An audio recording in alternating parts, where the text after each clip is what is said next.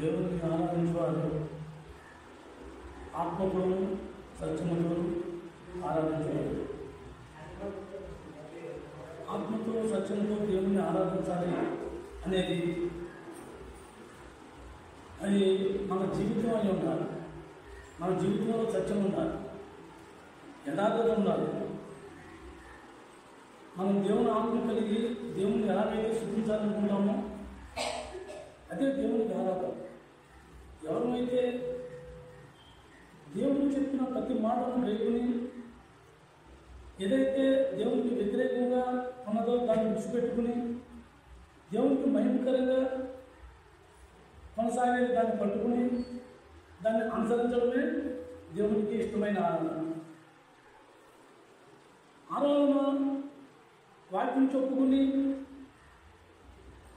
వర్తమానం అయిన తర్వాత లేచి ఆరాధించాలనేది కాదు. వర్తమానం దేని గురించి?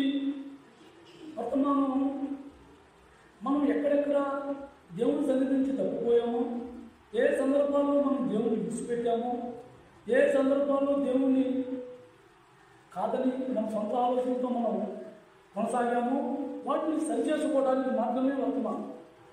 అంతేగాని వర్తమానం ఉన్న తర్వాత దేవుణ్ణి ఆరాధించాలనేది కాదు. దేవుణ్ణి ఆరాధన అంటే ఆదివారం కూర్చుని మందిరంలో 2 పాటలు పాడుకుని 4 మాటలని కానుకేసుకునేది ఆరాధన కాదు. ఎప్పుడైతే విన్నదాన్ని మన శరీరంగా మార్చుకుని దాన్ని కొనసాగిస్తామో అది దేవునికి ఆరాధన. మన జీవితమే దేవునికి ఇష్టమైన ఆరాధన. ఆరాధన అనేది ఒక అర్పణ. ఆ అర్పణ ఎలా ఉండాలి? దేవునికి ఇష్టంగా ఉండాలి.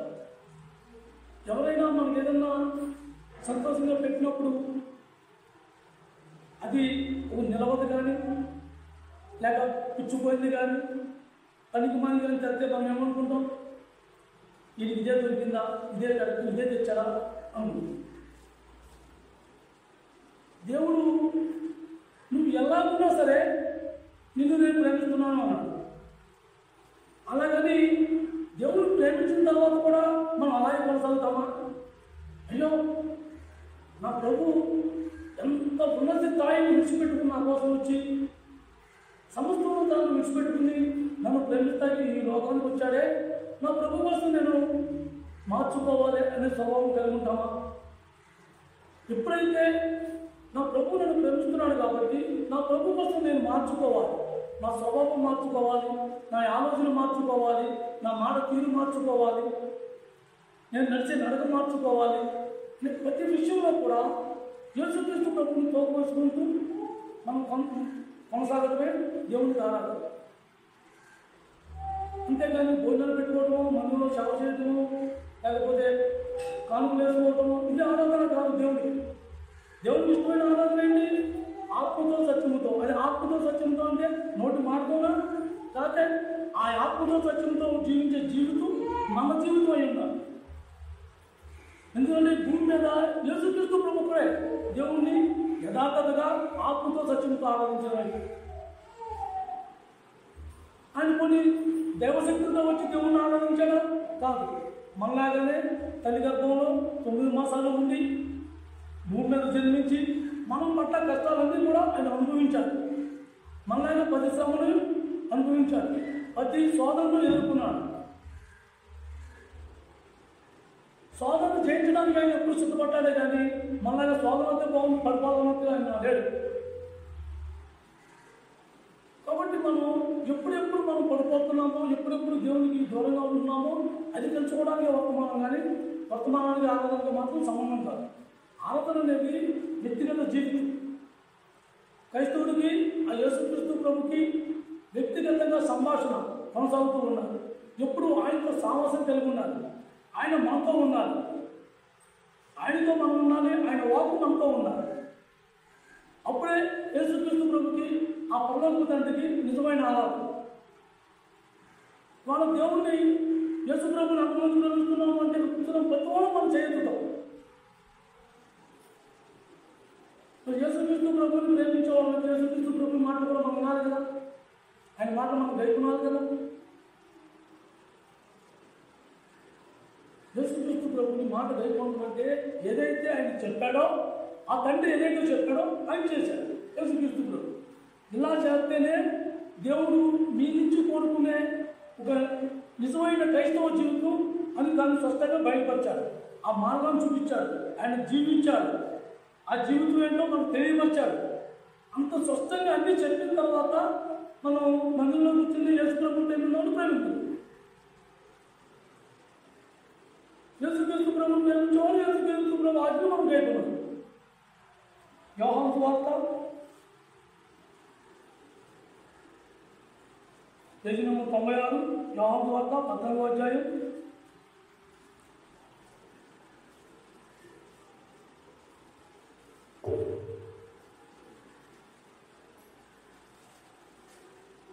యోహాను సువార్త 14వ అధ్యాయం 23వ వచనం చదవగా.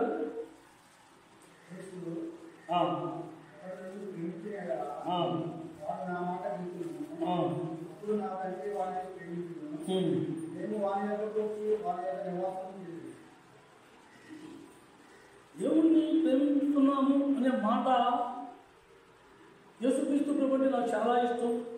యేసుక్రీస్తు ప్రభుతో నేను సామసంగా ఉంటాను. యేసుక్రీస్తు ప్రభుని నేను ఎప్పుడు బైబిల్ లేకుండా బయటికి వెళ్ళను. నేను వాటిని చదువుకున్నా ఇంట్లోంచి బయటికి రాను. నేను ఏ పని మీద నా యేసు ప్రభుని తలుచుకుంటాను. ఇవన్నీ చెప్పుకుంటే చాలా బాగుంటాయి. కానీ నిజ జీవితంలో వచ్చినప్పుడు, నిజ జీవితంలో మనం కొనసాగేటప్పుడు మనం వ్యక్తిగతంగా యేసు ప్రభుతో సంభాషణలో ఉన్నామా? మనం ప్రేమించే వాళ్ళం అయితే యేసు ప్రభుతో మనం సంభాషణ ఉంటుందా? కొన్ని యేసుక్రీస్తు ప్రభు ఆయన ఏ మాట చెప్పాడో ఆ మాట మనం అనుసరిస్తున్నామా? ఆయన ప్రేమ ఒక కన్యను యవ్వనస్తుడు ప్రేమించినప్పుడు ఆ ప్రేమ కోసం ఏం చేస్తాడు? తన అలవాటు విడిచిపెట్టుకుంటాడు, తన తయారీ మార్చుకుంటాడు.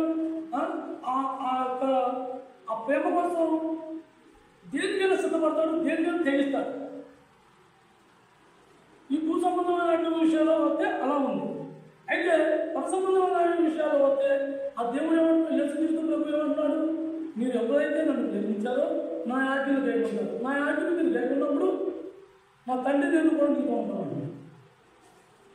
యేసుక్రీస్తు ప్రభు ఆ పరలోక తండ్రి మనతో ఉన్నప్పుడు, ఆడు మనతో ఉన్నప్పుడు మనకి ఏ బాధ అనిపించదు, ఏ ఇబ్బంది అనిపించదు, ఏ దుఃఖము రాదు, ఏ సమస్య గురించి మనం ఆలోచించేది.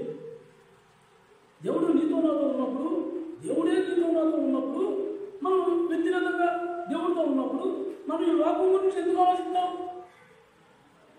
ఈ లోకం గురించి నన్ను తిట్టారు, నన్ను అన్నారు, అదేమో నన్ను నందేశారు, ఇలాంటి సంభాషణ మనకు రావు. అసలు ఆలోచన ఉంటుంది.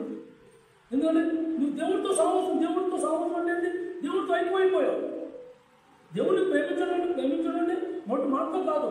నిజ జీవితంలో నిజంగా మనం యేసుక్రీస్తు ప్రభుని ప్రేమించిన వారికంటే యేసుక్రీస్తు ప్రభుకి మనం అంతగట్టుబడి ఉంటాం.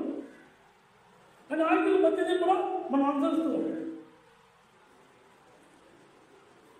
యేసుక్రీస్తు ప్రభు ఆజ్ఞలు అనుసరించినప్పుడే ఆ తండ్రి మనతో ఉంటాడు.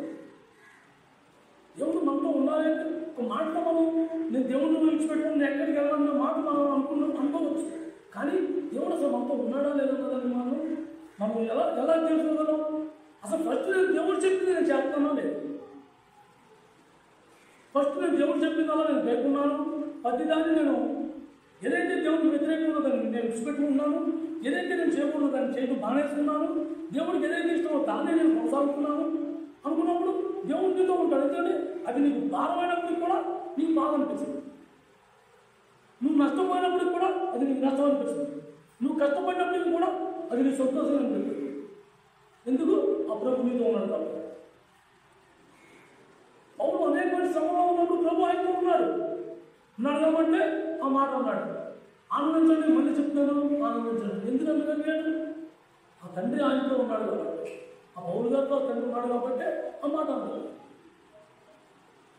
వాళ్ళు మనలో క్రైస్తవులను చెప్పుకుని ఎంతో ఆత్మీయంగా ఉన్నామని చెప్పుకుని మనలో ఎప్పుడు ఏదో ఒక మూల ఒక దుఃఖం, ఏదో ఒక సమస్య, ఏదో ఒక బాధ. ఎందుకంటే దేవుడు మనతో లేదు. దేవుడితో మనతో ఉన్నప్పుడు ఆ బాధ దుఃఖం, ఆ యొక్క కష్టము ఇవన్నీ కూడా మన గుర్తురావు. నా ప్రభువు నా ప్రభు చూసుకుంటాడు. నువ్వు ఒకవేళ నీకు తెలిసినప్పటికీ కూడా నా ప్రభువును ఆయన చూసుకుంటాడు. అది ఉద్యమం, ఒక ధైర్యం, ఆనందం. అలాంటి ఆనందంలో మనం లేనప్పుడు దేవుడు మనతో లేనట్టు. మనం అయితే బయట నుంచి తిరుగుతున్నాము, కానీ దేవుడు మనతో లేనట్టు. దేవుడు మనతో ఉన్నాడు అంటే ఖచ్చితంగా మనం దేనికి మనం దుఃఖపడం, దేని గురించి మనం చింతించు, దేని గురించి ఆలోచించాయి అని మనలో అది ఎప్పుడైతే ఇవన్నీ కూడా మనలో ఒక ఆటంకంగా తయారైనాయో అంతకంటే దేవుడు దూరం అయిపోతుంది, కానీ దగ్గర కాదు. అప్పుడు మనం ఏం చేయాలి? మనం తెలుసుకున్నాం దాని గురించి. రే దేవుడు నాతో లేనందుకు వల్లే కదా అది బాధ వచ్చింది, ఇది నష్టం అనిపించింది, నేను దీనివల్ల కష్టపడుతున్నాను, దీనివల్ల నేను బాధపడ్డాను అని మనకు తెలిసినప్పుడు ఇప్పుడు మనం ఏం చేయాలి? తండ్రి, నేను నిన్ను విడిచిపెట్టేశాను, నీకు నేను దూరం అయిపోయా, నేను నీ సన్నిహితంగా ఉండాలి, నేను ఏం చెప్పంటో చెప్తున్నావా? ఎవరైతే ఆ యొక్క దట్టుగా ఆ ఆశ కలిగి ఉన్నారు, ఆ ఆశ కలిగి ఉన్నాడు. యేసుక్రీస్తు ప్రభువు ఏమన్నాడు? దట్టు ఉన్న వాళ్ళని అర్థండి. ఆ దట్టుకు మనం లేనప్పుడు దేవుడిని మనం ప్రేమించాలి. పైకి యేసుక్రీస్తు ప్రభు అంటే నాకు చాలా ఇష్టం అని చెప్పుకునే మనమే అసలు నిజంగా నిజ జీవితంలో ఆ దట్టుకు లేనప్పుడు, ఆ దేవుడితో మనం సామర్థ్యం లేనప్పుడు మనం యేసుక్రీస్తు ప్రభువుని ప్రేమించలేదు. ఆ ఆశ ఉండాలి, ఫస్ట్ ఆ దట్టు ఉండాలి. ఆ దాహం లేనప్పుడు నువ్వు డ్రింక్ తాగినా నువ్వు దాహం తాగాలనిపించదు. అదే నిజంగా దాహంతో ఉన్నప్పుడు నూతినైనా చప్పగా ఉన్నా సరే పడుకున్నా తాగాలనిపించదు. అలాగే నోటి మాటలు మనం ప్రేమిస్తున్నాం, యేసుక్రీస్తు ప్రభుని నేను ప్రేమిస్తున్నాం అన్నది మాత్రం యేసుక్రీస్తు ప్రభు ఆ పల్లవ కంటే మొక్క ఉండదు. మన వ్యక్తిత్వాలన్నీ కూడా ఎలా ఉంటాయంటే అవసరం వచ్చినప్పుడు, కష్టం వచ్చినప్పుడు, బాధ వచ్చినప్పుడు, దుఃఖం వచ్చినప్పుడు దేవుడు కావాలి. దేవుడిని చూడాలి అంటే దేవుడు మనం ఎవరితో చూస్తున్నావు?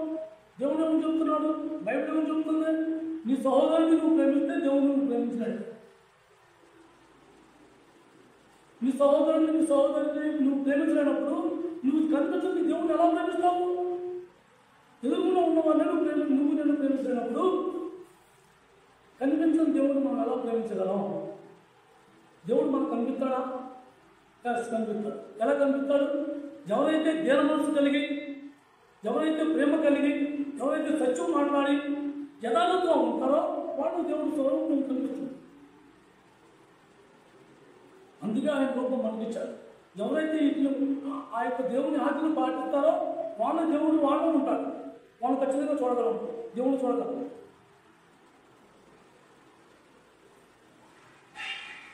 మొదటి యోహాను పత్రిక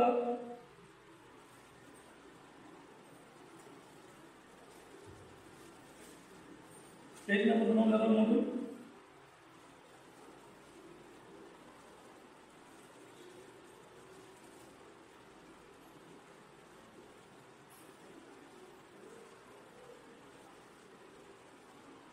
మొదటి యోహాను పత్రిక 4వ అధ్యాయం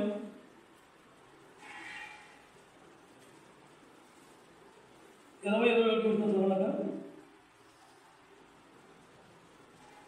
చదవగా 20-21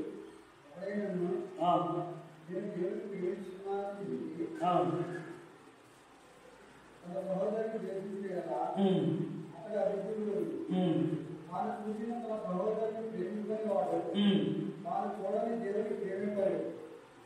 దేవుడిని ప్రేమించేవాడు తన సహోదరుని కూడా ప్రేమించాలని ఆజ్ఞను మన ఆయన పొంది ఉన్నాం. ఎవరైతే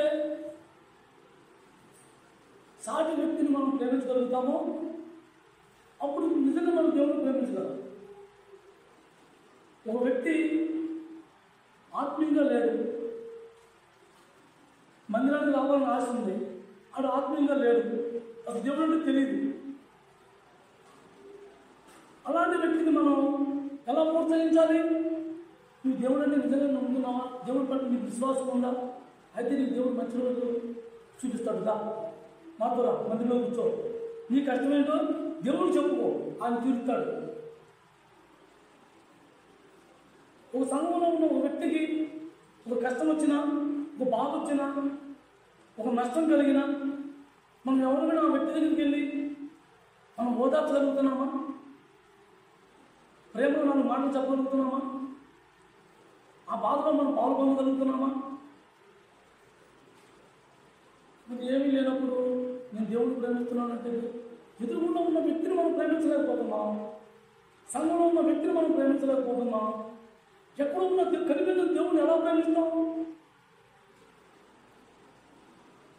సహోదరుని ప్రేమించడానికి ఈ మాట అబద్ధం అంటాడు చేసి పౌలు. పౌలు గారు ఏం చెప్తున్నాడు? నువ్వు అబద్ధుడు. ఎదురుకున్న వ్యక్తిని మనం ప్రేమించినప్పుడు కనిపించిన దేవుడిని మనం ఎలా ప్రేమించగలము? మన ప్రేమ సత్యమైనది అయితే మనం ప్రతి వ్యక్తిలోనూ దేవుని స్వరూపంలో చూడాలి. వాళ్ళ క్రియలు మంచి కాకపోవచ్చు, వాళ్ళు మంచివాడు కాకపోవచ్చు, కానీ మన మంచిదనం రుజువుపరచాలి కదా, మన ప్రేమను తెలియపరచాలి కదా. దేవుడి ప్రేమ ఎలా ఉంటుందని మనం తెలియపరచాలి కదా. అంటే ఆ ప్రేమ యేసుక్రీస్తులో ఉన్న ప్రేమ మనలో లేదు. నిజానికి మనలో ప్రేమ లేదు. మనలో ప్రేమ ఉంటే నిజంగా మనం ప్రేమిస్తాం. ఆ వ్యక్తి ఎవరన్నది మనకు అనవసరం. ఆ వ్యక్తిత్వం, అతని వ్యక్తిత్వం ఎటువంటి ఉన్నది మనకు అనవసరం. ఓ స్త్రీ అయినా పురుషుడైనా, కానీ వాళ్ళు చేసే వృత్తిని మనం ప్రేమించగలదు. వాళ్ళు చేసే పనులు కాదు మనం ప్రేమించి, వ్యక్తిని మనం ప్రేమించాలి. వాళ్ళ గురించి భారం కలిగి మనం ప్రభు దగ్గర కొనియాడాలి. ఒకవేళ వ్యక్తిత్వం మంచిదే, కానీ అనుకోని స్థితిలో ఇబ్బంది పడవచ్చు, అనుకోని స్థితిలో నష్టం రావచ్చు, కష్టపడవచ్చు, ఎదురు దెబ్బ తగలవచ్చు. అటువంటి సమయంలో వెళ్ళి ప్రేమగా వాళ్ళకి ఆదరణగా నిలబడాలి.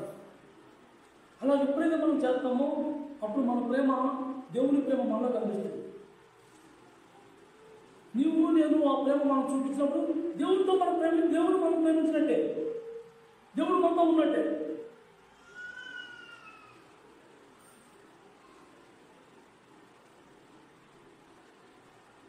ఎవరన్నా ప్రేమగా మాట్లాడేప్పుడు మా పెద్దలు నవ్వుకుంటూ మాట్లాడేప్పుడు మాట్లాడు తర్వాత వచ్చుకుని మూడుకుని తిట్టుకుని చదువుకునేవాడు అనేక మంది ఉన్నారు. కానీ మేము అందరం క్రైస్తవం చెప్పుకుంటాం. అని క్రైస్తవ్యం కానే కాదు. క్రైస్తవ్యం ఏంటి? నువ్వు మాట్లాడిన ఒకలాగానే ఉండాలి, నువ్వు గద్దించిన ఒకలాగానే ఉండాలి. మాట్లాడాలి, ప్రేమతో మాట్లాడాలి. తప్పు చేసినప్పుడు గద్దించు. ఆ గద్దింపు కూడా వాళ్ళ ప్రేమతో నన్ను గద్దించాలని స్వభావం కలిగి ఉండాలి. కానీ నన్ను పుట్టినట్టు మాట్లాడాడు ఆ వ్యక్తి, ఆ అన్న అదే అలా మాట్లాడితే నాకు ఎంత బాధ వేసింది అన్నట్టుగా కాదు. ఒకవేళ నీకు బాధ వేసిందంటే నీలో ఆ లోపం ఉన్నట్టు, ఆ లోపం సరి చేసుకోవాలి. ఆ బాధ వేసిందా, నీకు బాధ కలిగింది అంటే ఆ లోపం మనలో ఉన్నట్టే, ఆ లోపం మనం సరి చేసుకోవాలి. ఆ ప్రేమ మనలో లేనప్పుడు దేవుడిని మనం ప్రేమించలేదు. ప్రేమ అనే 2 అక్షరాలు అని మనం చాలా సింపుల్గా తీసుకుంటాం. ఆ ప్రేమ అనేక దోషాలు కప్పుతుందని దేవుడు బైబిల్లో రాసింది. మనం ఎన్ని దోషాల్లో ఉన్నాం, మనం ఎన్ని పాపాల్లో ఉన్నాం, ఎందుకు పనికిరాని జీవితం జీవిస్తున్నాం మనం అందరం. మనం ఒకదానికప్పుడు నా జీవితం ఏంటి, మీ అందరికీ తెలుసు నా జీవితం ఎటువంటిదో, నేను ఎటువంటి జీవితం జీవించాను, నేను ఎలా ప్రవర్తించాను, ఎంత మూర్ఖులా నేను బతికాను. నన్ను నేను ప్రేమ చూపలా, ఆయన నన్ను ప్రేమించలేదా? అలాగే మనందరినీ కూడా ఆయన ప్రేమించాలి. మనలో ప్రేమ ఒకసారి కాబట్టి ఒకసారి మన ప్రేమను బయటకు రుజువుపరచినప్పుడు మనం క్రైస్తవులు అవుతాం. కాబట్టి మనం ఎప్పుడు కూడా మనం ఎదుర్కొంటూ ఉన్నాం. అనేక సందర్భాల్లో మనం తిరుగుతూ ఉంటాం. ఏడ్చాక అది ఎప్పుడు ఇంతే ఏడుస్తుంది. దైత్యం ఎప్పుడు అంతే, అలా దైత్యం మాటలు మాట్లాడుతుంది, దైత్యం మాటలు పనులే చేస్తుంది. ఇంకా దేవుని ప్రేమ మనలో ఎక్కడుంది? మనం ప్రేమ చదువుతున్నామా? ప్రేమ లేనప్పుడు దేవుని సన్నిధిగా మనం ఉండలేము, దేవుని స్నేహితులుగా మనం ఉండలేము. దేవుడితో స్నేహం, దేవుడు మనతో ఉండాలంటే మనం ఎలా ఉండాలి? అప్పుడు మనం ఏం చేయాలి? అయ్యో ప్రభు, నేను నిజంగా నాలో ప్రేమ లేదు, నీ ప్రేమ నాకు పంచు. నేను నువ్వు అనుకున్నట్టు నేను జీవించాలంటే నీ ఆత్మ నాలో పెట్టు. ఆ ప్రేమ నేను పంచగలను. నాకు ఆ ప్రేమ లేదు, ఆ ప్రేమ నాలో పెట్టు. మనం అడగాలి. అడిగినప్పుడు దేవుడు ఏం చెప్తాడు? నువ్వు ఎప్పుడైతే నువ్వు నిజంగా యథార్థతగా నువ్వు ఆ ప్రేమ కలగాలని ఆశ కలిగి ఉన్నావో నువ్వు దేవుడిని అందుబట్టి ఉంటావు.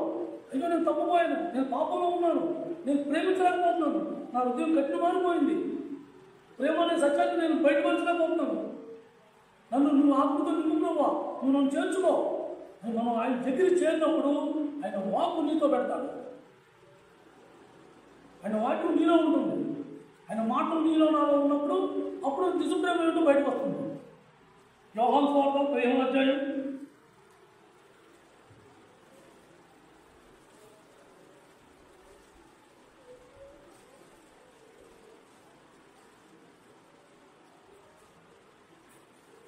15వ అధ్యాయం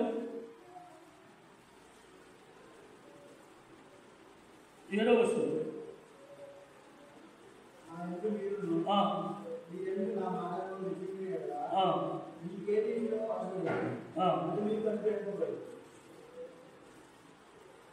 మనం ఎప్పుడైతే దేవుడి సన్నిధిలో ఉండి దేవుడితో సావాసం కలిగి దేవుడితో మనం ఏకీపించడం మొదలు పెడతామో ఆయన మాట్లాడే ప్రతి మాట మనతో ఉంటుంది. ఆయన మాట మనలో ఉన్నప్పుడు మనం ఏం కోరుకుంటాం? భూ సంబంధమైన కోరుకుంటామా? భూ సంబంధమైన గురించి మనం ఆశించాం. పర సంబంధమైన వాటి గురించి కోరుకుంటాం. ప్రభా నీలాగా నేను జీవించలేకపోతున్నాను, నువ్వు మాట్లాడినవన్నీ నేను అనుసరించలేకపోతున్నాను, కాబట్టి నీ ఆత్మతో నన్ను నింపు, నాతో నీ సావాసం కావాలి, నీతో నేను కలిసి జీవించాలి, ఈ జీవితం నేను జీవించాలంటే నీ ఆత్మ నాకు కావాలి. ఎప్పుడైతే దేవుని వాక్కు మనలో పెట్టుకుంటామో అప్పుడు దేవుడి యొక్క మనస్తత్వం మనలో ఉంటుంది. మనలో ఉన్నప్పుడు మనం ఎవరిని తుణీకరించాం, ఎవరిని కించపరచు, ఎవరిని బాధ పెట్టం. ఒకవేళ మనకు ఇబ్బంది కలిగినప్పుడు కూడా ఆ ఇబ్బందిని ప్రభావం నువ్వు నాకు అనుమతించావా అని సంతోషంగా సేకరించగలిగే శక్తి మనలో దేవుడు పెడతాడు. ఆ శక్తిని మనం కోల్పోతున్నాము అంటే మనం దేవుడికి సన్నిహితంగా లేదు, దేవుడికి చాలా ఎడంగా ఉంది. మనం కోల్పోతున్నామా, మనం సన్నిహితంగా ఉన్నామా అన్న దాని గురించి మనం సెర్చ్ చేసుకోవాలి. ఎందుకంటే మనం ఎవరును పరిపూర్ణం కాము, ఎవరును మనం దేవుడికి సన్నిహితంగా లేము. మనం ఎక్కడ దాకా ఉన్నామో, జన్మం నుంచి కొనసాగుతున్నామో అది మనందరికీ తెలుసు. మనకు మనమే దాన్ని సెర్చ్ చేసుకోవాలి. దేవుడిని అనుసరించి దేవుడితో కూడా ఉంటే దేవుడు మనకి ఆయన చేయవలసిన కార్యాలు ఆయన చేస్తాడు. మనం దేవుడితో సంవత్సరానికి పని చేయాలి. మీరు నాతో ఉంటే, నా వాక్కు మీతో ఉంటే ఉన్న కార్యాలు మీకు ఏదో మీకు ఎందుకు కావాలో నేను చేస్తాను, అడుగుంటే నేను వెళ్తాను. ఆయనతో మనం ఉన్నప్పుడు, ఆయన వాక్కు మనలో ఉన్నప్పుడు మనం ఏం అడుగుతాం? పరసంబంధమైందే అడుగుతాం. ఆ జీవితం మనం జీవించాలంటే అది దాన్ని మనం ఎదుర్కోవాలంటే మనం ఎదుర్కోగలమా? మనం కొనసాగలేదు. మనం కొనసాగినప్పుడు ఏం చేయాలి? ఆ దేవుడు నేను శక్తి చేసేయాలి. ప్రభు నువ్వు నాతో ఉండు, నేను ఆ జీవితం నేను జీవించలేకపోతున్నాను, యథార్థంగా జీవితం, ప్రేమ కలిగిన జీవితం, సత్యంతో ఉన్న జీవితం నేను జీవించలేకపోతున్నాను, కాబట్టి నేను నీతో ఉండాలి, నేను నిన్ను విడిచిపెట్టును, నువ్వు నాకు నీ వాక్కు నాతో మాట్లాడచ్చు, నీ వాక్కు నాలో పెట్టు, నీ ఆత్మ నాలో ఉంచు అని మనం పట్టుబట్టినప్పుడు ఆయన ఖచ్చితంగా ఆశ నెరవేరుతాడు. ఆశ నెరవేర్చకుండా ఆయన మాట అంటే ఏంటి? ఆయన మాట ఎలా ఉండేది? ఆయన మాట ఎలా ఉంటుంది? ఆయన సమాధానకర్త. ప్రతి విషయాన్ని కూడా తండ్రి గురించి సమాధానపరచాడు. మన అందరి విషయం మనం అనేక సందర్భాల్లో, అనేక పాపాల్లో, అనేక ఇబ్బందుల్లో ఉండి, అనేక సమస్యల్లో ఉండి, అనేక రకమైన పాపాలు చేసి, అనేక రకాల సార్లు మనం తప్పిపోయినప్పుడు కూడా ఆయన మనందరినీ కూడా పోయిన వారం మనం చెప్పినట్టుగా ఆయన నీతి వస్త్రాన్ని మనమే కప్పి ఆయన ముందు నిల్చోబెట్టాడు. మన అలాంటి దేవుడిని నేను ప్రేమిస్తున్నాను అంటే ఒక మాట సరిపోతుందా? ఆయన మనం ప్రేమిస్తున్నామంటే ఒక మాట, ప్రేమ అనే ఒక మాట, ప్రేమిస్తున్నాను, ప్రేమిస్తున్నాను అంటే నాకు ఇష్టం అని చెప్పుకుంటే సరిపోతుందా? మన ప్రభుత్వం మనం ఉండాలి కదా. ఇప్పుడు వేషాలు వస్తున్నాయి, ఎవరిలో నాయకుడు మన పూజలు మనం ఏం చేద్దాం? గుమ్మ ముందు చెత్త శుభ్రం చేసి, గుమ్మ ముందు నీళ్లు పెట్టేసి, మనం మంచి పట్టేసుకుని తిరుగుడు ఉంటుంటాం, వ్యక్తి వచ్చి చేసుకుంటాడు, సెకండ్ ఇస్తాడు. 2 నిమిషాలు సెకండ్ ఇచ్చి వెళ్ళిపోయేవాడు వచ్చే ముందే మనం శుభ్రం చేస్తున్నాం కదా. మరి ఆ పగలవుతుందంటే నీతో నాతో ఉంటాను అన్నాడు. మరి అలాంటప్పుడు మన జీవితాన్ని శుభ్రం చేసుకోవాలి. పగలవుతుందండి, నువ్వు నాతో ఉంటే నా మాట నువ్వు నీలో ఉంటే నేను నీకు కావాలని ఇస్తాను అంటాడు. నువ్వు ఎప్పుడైతే నన్ను ప్రేమించి నా ఆజ్ఞ నువ్వు గైకున్నావో నేను నా తండ్రి నీతో ఉంటావు అంటున్నాడు. మరి అలాంటి పరలోకపు తండ్రి అన్ని విడిచిపెట్టి ఆయన కుమారుడు నిజంగా నా దగ్గర పంపించాడే. మరి ఆయన కోసం మన ఆత్మీయ జీవితాలు ఎంత బరువు చేసుకోవాలి, ఎంత శుభ్రపరచుకోవాలి. ఎందుకు శుభ్రపరచుకోలేకపోతున్నాం అంటే లోక సంబంధమైన భాష. నన్ను నీచంగా చూస్తారు, నేను ఎక్కడ రాజీ పడితే నిశ్చింగా చూస్తారు, నేను ఎక్కడ సారీ చెప్తే నిశ్చింగా చూస్తారు, లేకపోతే ఏ సందర్భంలో నేను వెళ్ళి నా తప్పు నా దగ్గర చెప్తే ఎక్కడ నిశ్చింగా చూస్తారు. ఇది ప్రతి మనిషికి ఉండే పెద్ద మూర్ఖత్వమైన ఆలోచన అన్నమాట. నా తప్పైపోయింది అనే ఒక మాట అది ఏమవుతుంది అసలు? మన శరీరాన్ని పోషిస్తుందా?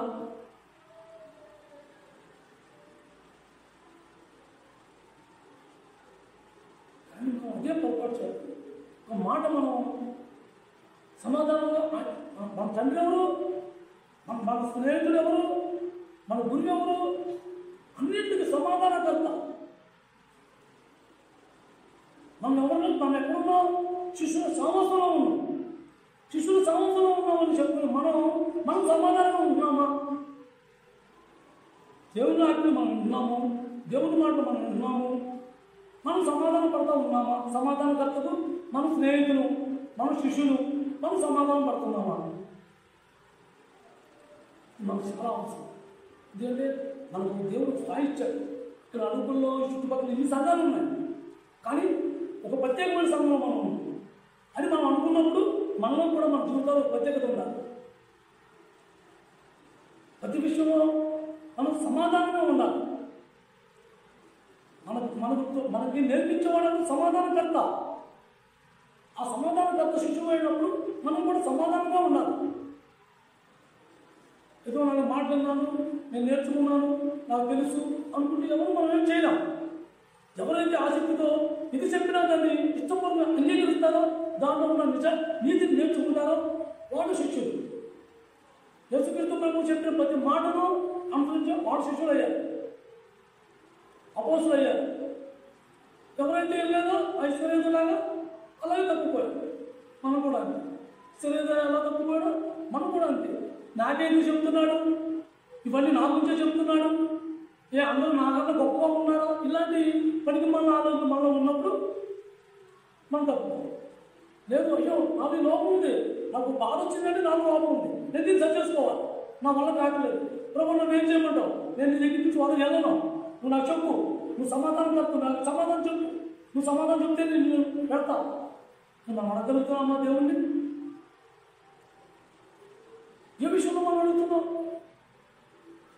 కాబట్టి మనం ప్రతి విషయంలో కూడా ఎప్పుడు సమాధానం పడుతూ దేవునికి మహిమకరంగా ఆయన ఏవైతే మనకు నేర్పుతున్నాడో దాన్ని మనం అనుసరించడమే యేసుక్రీస్తు ప్రభువుకి, ఆ పరలోక తండ్రికి ఇష్టమైన.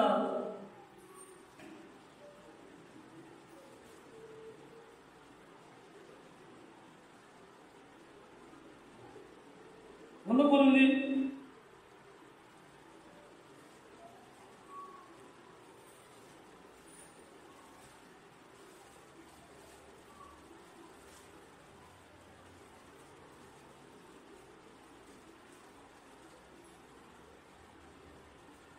పేజీ నెంబర్ 142, 2 కొరింథీ 5వ అధ్యాయం.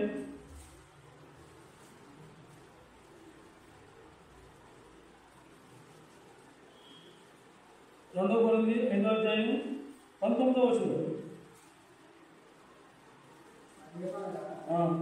దేవుడు వారి అపరాధములను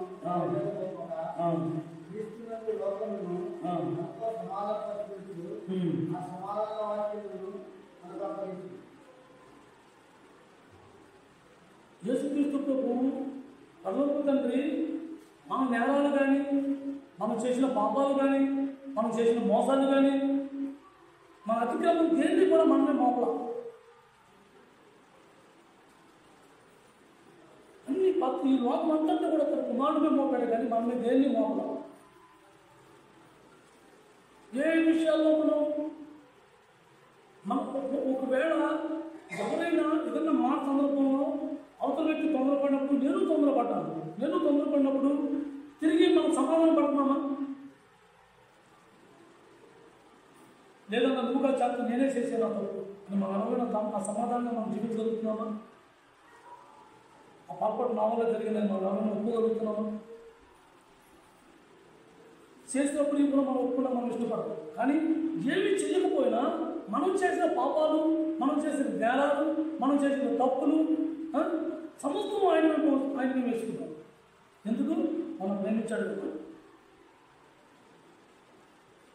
ప్రేమ అంటే వచ్చి రెండు మాటలతో ప్రేమ అనేదానికి అర్థం కాదు. ఏమంటే దానికి ఎంత త్యాగం, ఎంత ప్రేమ ఉంది అని మనం గ్రహించుకోవాలి. దేవుడు ఏ ఒక్క వ్యక్తితో అయినా సరే మనం సమాధానం పడుతున్నామా? రోజు ఎవరితో ఒకరితో ఏదో సందర్భంలో మనం మాట్లాడుతూనే ఉంటాం. స్నేహితులు ఉన్నాయి, లేక బయట ఇరుగుపోని వాళ్ళు ఉన్నాయి, లేక మన ఇంటి ముందున్న వాళ్ళు ఇంటి ఎవరో ఉంటాం. ఏదో రకంగా మనం ఏదో సందర్భంలో మనం మాట ఏదో సందర్భంలో వస్తూ ఉంటాం. వచ్చినప్పుడు అమ్మ తప్పు లేదు కాదు, నాదే తప్పు, ఎందుకంటే నేనే తొందరపడ్డానేమో అని ఒకసారి మనం సమాధానం పడుతున్నామా?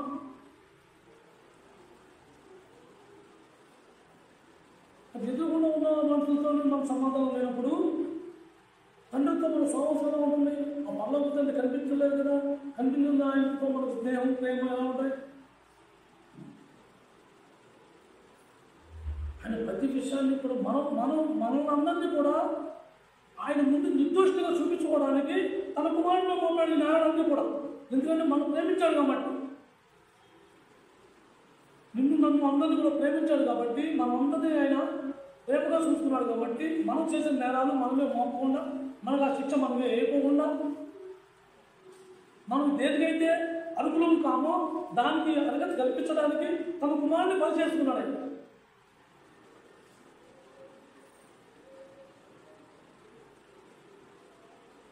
నేనే తప్పు చేశాను అని ఒక మాట నామే పడితే నా శరీరంలో కోసుకుపోతుందా? రక్తం కారుతుందా? ఒక బాధ వస్తుందా? ఏమి కాదు. అయినా సరే ఆ మాట మనం మానలేదు. ఎందుకంటే మానవుడు స్వభావం ఎలా ఉందంటే, నేను ఇవాళ ఒప్పుకుంటే లేకపోతే ఇంకోటి అంటాడు. కానీ యేసుక్రీస్తు ప్రభు ఒకసారి మన పాపాలని చెప్పిన మనం మళ్ళీ ఆ పాపాలు చేస్తూనే ఉన్నాం. ఆ పాపాలన్నింటి గురించి ఆయన ఒకసారి బలైపోయాడు. ఆ పాపాల గురించి ఒకసారి ఆయన బలైపోయాడు. అయినా సరే మనం అప్పుడు ఆపేసాం, మనం ఆపలా మళ్ళీ చేస్తున్నాం. మనం ఎలాగైతే చేస్తున్నామో అలాంటి స్వభావం మనలో కూడా ఉంది. ఏమని? ఒకసారి నేను రాజీ పడితే అది లోపైపోయింది.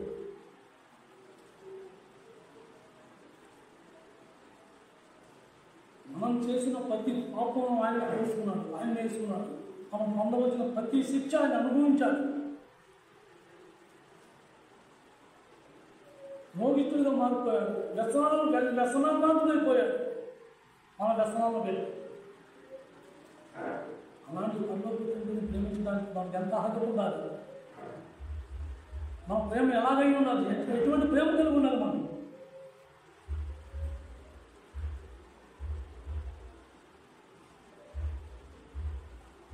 మనలో ఏ ప్రేమ లేదు. మనం దేవుడిని ప్రేమిస్తున్నాం అంటే ఎవరిని ప్రేమిస్తున్నాం? అసలు మనం ఎవరినే ఎవరితో మనం యుద్ధం చేయాలి? మనం ఎవరితో మనం పోరాడాలి? అసలు ఒక వ్యక్తిని మనం ఎందుకు అనాలి? ఒక వ్యక్తితో మనం ఎందుకు పోరాడాలి? ఎందుకంటే వాళ్ళు వచ్చి మనం కవిస్తారు కాబట్టి. కవించినప్పుడు అది వాళ్ళ శరీరం, వాళ్ళ శరీరంతో ఉన్నవారు కాబట్టి, నీలాగా నాలాగా వాళ్ళు కూడా శరీరంలో ఉన్నారు కాబట్టి వాళ్ళ వ్యక్తిగతంగా వాళ్ళు కవిస్తున్నారు. ఎందుకు? వాళ్ళు ఆ యొక్క శీకర శక్తి దురాత్మ వాళ్ళు ప్రేరేపించి మనల్ని బయటకు లాగడానికి వాడు ప్రేరేపిస్తూ ఉంటాడు. మరి మనం ఏం చేయాలి? పౌలు ఏం చెప్తున్నాడు? మీరు పోరాడేది శరీరంతో కాదు, మీరు పోరాడితే లోక సంబంధమైన అంధకార శక్తులతోనూ దురాత్మలతోనూ ఈ లోకనాథులతోనూ మీరు పోరాడాలని చెప్తున్నారు. అంటే వాళ్ళు ఎవరు మనకు తెలుసా? మన వాళ్ళ అపవాది పెట్టే ఒక ఆత్మలు, ఆ దురాత్మలు వాళ్ళు వచ్చినప్పుడు వాళ్ళు అవి మనకు కనిపించవు. వాళ్ళతో మనం ఆడు రెచ్చగొట్టే వాళ్ళని ఆడు వాడుండి వాడు రెచ్చగొట్టే వాళ్ళని మనం ఏం చేస్తున్నాం? వాడికన్నా ఎక్కువ మనలో ఎప్పుడు రానంత గొప్పది మనం బయట చూపించుకుంటున్నాం. ఎందుకు? నేను నీకన్నా గొప్పను.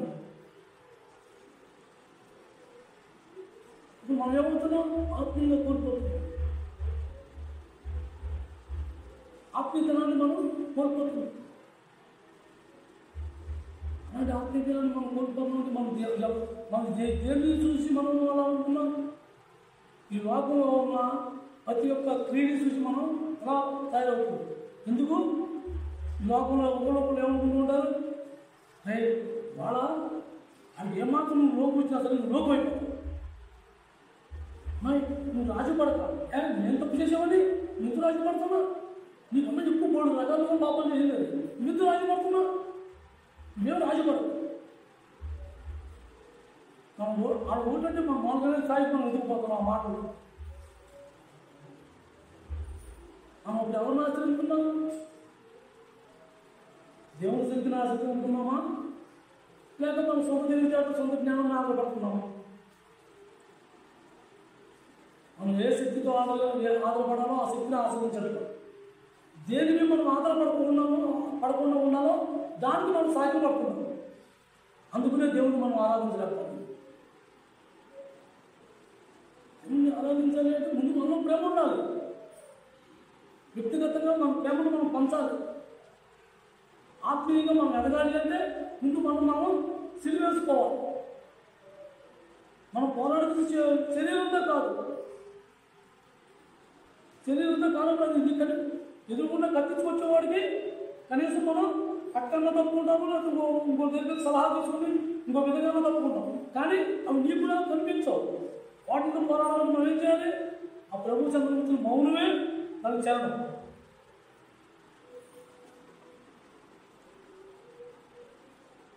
అలాంటి సందర్భంలో మనకు అనేక సార్లు వచ్చినప్పుడు కూడా మనం తప్పుపోతూ ఉంటాం. ఎన్నోసార్లు ఈ మాటలు మనం ఉన్నా కానీ మనం సులువుగా తప్పుపోతూ ఉంటాం. అందుకని అపవాది పైన పన్నాగల అలా ఉంటాం. ఇవన్నీ బైబిల్ వాళ్ళు రాసి వాళ్ళ పట్ల వచ్చి కాదు, కొన్ని 100,000 సంవత్సరాల నాటి మాటలు. ఆ మాటలే మనం ఎన్నిసార్లు మనం ధ్యానించుకున్నా మనం తప్పుపోతూనే ఉంటాం. కానీ మనం అలా జీవించాలంటే మనం ఏం చేయాలి? ఆ దేవునితో కలిసి ఉండాలి. ఆ దేవునితో కలిసి మనం సమావేశం చేయాలి. ఆ దేవునితో మనం ఎప్పుడు కూడా ప్రతిసారి కూడా ప్రమాణం నా చెప్పు, నీ ఆత్మతో నింపు, నేను జయించలేను, నా వల్ల కాదు, నా చేత కాదు. ఈ సంభాషణ ఈ ఆలోచన మనలో ఉన్నప్పుడు మనం వాక్కులు జయించాలి. ఎప్పుడైతే మనం అలా అనుకుంటూ పొందామో భిక్షగాడు వచ్చి అమ్మ ముద్దయ్యమ్మ నేను వెళ్ళమ్మా అన్నప్పుడు ఏం చెప్తాను? ఇది ఎలా వండుతట్లేదా బాబు అని కనీసం బియ్యమన్నా తెచ్చారు. ఇంకా అన్నం లేదనుకో బియ్యమన్నా తెచ్చారు. బియ్యం కూడా లేదనుకో కనీసం ₹2 తెచ్చారు. ఎందుకు? అన్ని లేదు వదలలేదు. అలా మనం దేవుని పట్టుకోవాలి. నాకు చేతకాడినప్పుడు నా వల్ల కాదు, నేను జయించలేను, నువ్వు నాకు నీ ఆత్మతో నన్ను నింపు, నన్ను నేర్పించు, నేను ఎలా తప్పుకోవాలో చెప్పు మనం అడగాలి.